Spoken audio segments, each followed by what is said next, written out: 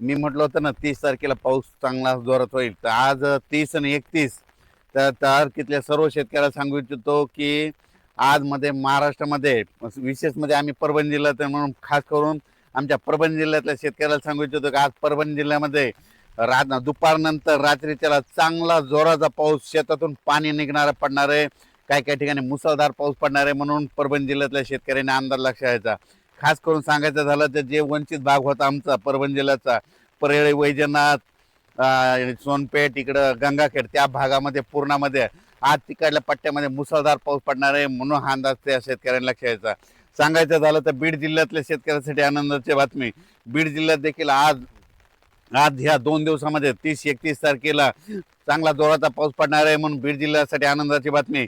अहिल्यानगरमध्ये देखील जोराचा पाऊस पडणार आहे. म्हणून अंदाज या 2 दिवस लक्षात घ्यायचा, 30 आणि 31 तारखेला.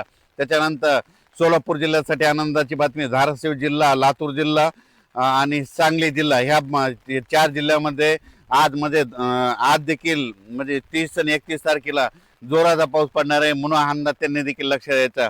त्याच्यानंतर सांगायचं झालं तर जालना जिल्ह्यासाठी आनंदाची बातमी. जालना जिल्ह्यात देखील आज दुपारनंतर शेतातून पाणी बाहेर निघणारा असा ठिकठिकाणी पाऊस पडणार आहे. म्हणून त्यांनी देखील अंदाज लक्षात घ्यायचा. त्याच्यानंतर संभाजीनगर जिल्ह्यात जोराचा पाऊस पडणार आहे. म्हणून हा अंदाज लक्षात घ्यायचा. पण पूर्व विदर्भ आणि पश्चिम विदर्भ 6-11 जिल्ह्यामध्ये वर्धा, नागपूर, भंडारा, गोंदिया, चंद्रपूर, यवतमाळ, वाशिम, हिंगोली, बुलढाणा, अकोला, अमरावती, जळगाव जामोद, घाटाच्या खाली, रावेर, त्याच्यानंतर पाचोरा, त्याच्यानंतर धुळे, नंदुरबार आणि नाशिक ह्या पट्ट्यामध्ये आज 30 आणि 31 तारखेला चांगला जोराचा पाऊस पडणार आहे. ठिकठिकाणी मुसळधार पाऊस पडेल, काही ठिकाणी अतिवृष्टी होणार आहे. म्हणून हा अंदाज त्या शेतकऱ्यांनी लक्षात घ्यायचा. त्याच्यानंतर सांगायचं मुंबई कोकणपट्टीचा ते पाऊस सारखा चालू राहणार आहे. म्हणून ते देखील लक्षात घ्यायचं. पण राज्यात मात्र आज देखील म्हणजे नांदेड जिल्हा जोराचा पाऊस पडणार आहे. म्हणून सगळीकडे कोणताच भाग सुटणार नाही. म्हणून नांदेडकरांनी अंदाज लक्षात घ्यायचा. लातूर जिल्ह्यातल्या शेतकऱ्यांनी अंदाज लक्षात घ्यायचा. लातूर जिल्ह्यात देखील या 2 दिवसामध्ये कोणताही भाग वंचित राहणार नाही. म्हणून अंदाज लक्षात घ्यायचा. सोलापूर जिल्ह्यात देखील 30-31 तारखेला देखील सगळीकडे पाऊस पडणार आहे. कोणताच भाग वंचित राहणार नाही. म्हणून हा अंदाज लक्षात घ्यायचा. त्याच्यानंतर बीड जिल्ह्यात देखील आज दुपारनंतर चांगला जोराचा पाऊस पडणार आहे.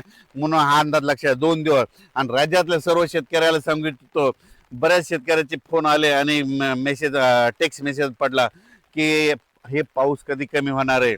तर जे डाळिंब शेतकरी त्यांच्यासाठी आनंदाची बातमी की 1 तारखेला म्हणजे 1 ऑगस्टला सूर्यदर्शन होणार आहे. 2 तारखेला आणखीन सूर्यदर्शन होणार आहे. म्हणून अंदाज लक्षात द्यायचा.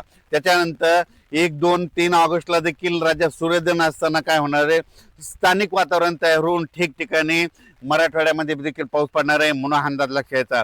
सोलापूर जिल्ह्यात देखील पाऊस पडणार आहे.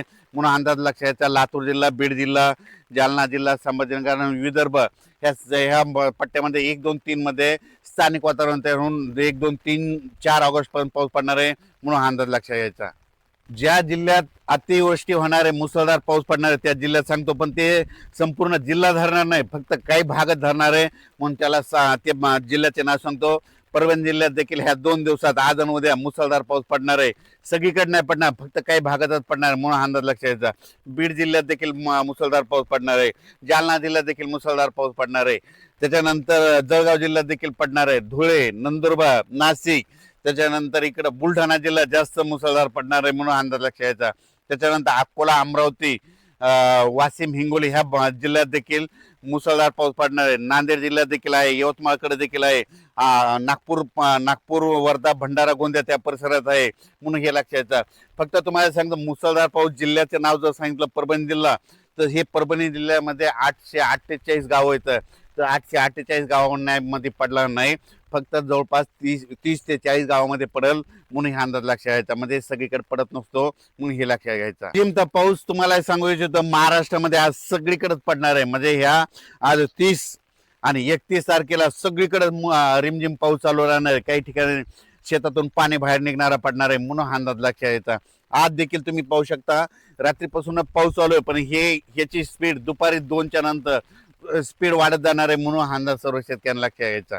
बुलढाणा जिल्ह्यातल्या शेतकऱ्याला सांगू इच्छितो की खामगाव, चिखली, बुलढाणा, मेकर, त्याच्यानंतर शेगाव, त्याच्यानंतर इकडं नांदुरा, घाटाच्या खाली, मलकापूर, त्या परिसरातला सांगतो तुमच्याकडे मात्र अति मुसळधार पाऊस पडणार आहे काही काही भागामध्ये म्हणून अंदाज लक्षात यायचा. तर जळगाव जामोद खाली जास्त पाऊस पडणार आहे म्हणून त्या देखील शेतकऱ्यांना लक्षात यायचा.